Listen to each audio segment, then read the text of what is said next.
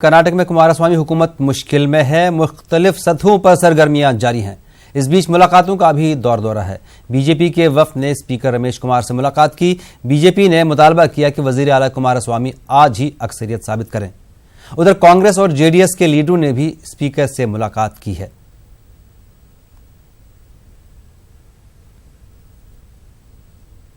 पंजाब के वजीर आला कैप्टन अमरिंदर सिंह का कहना है कि वो सिद्धू के इस्तीफे पर गौर करेंगे। कैप्टन के मुताबिक उन्हें सिद्धू का इस्तीफा आज ही मिला है और वो पढ़ने के बाद ही उस पर अपना रद्द-ए-अमल जाहिर करेंगे। कैप्टन अमरिंदर सिंह ने कहा है कि काबीना में 17 वज़रा हैं और उनमें 13 के कलमदान में तब्दीली की गई थी। इसमें नवजोत सिंह सिद्धू भी शामिल थे।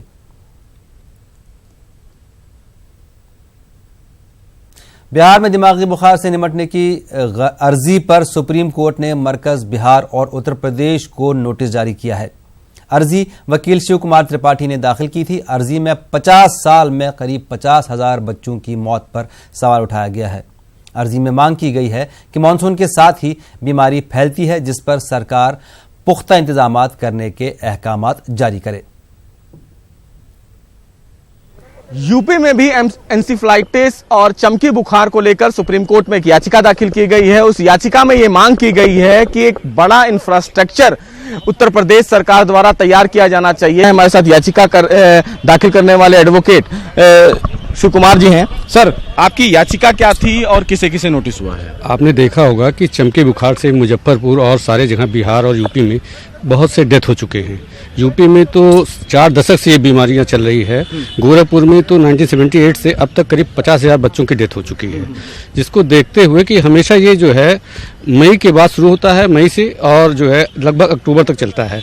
मानसून की क्या है समस्या, आज तक ये पता नहीं चल पाया कि इस बीमारी का कारण क्या है। सर, किसे किसे नोटिस किया गया है और नेक्स्ट डेट ऑफ हियरिंग क्या है?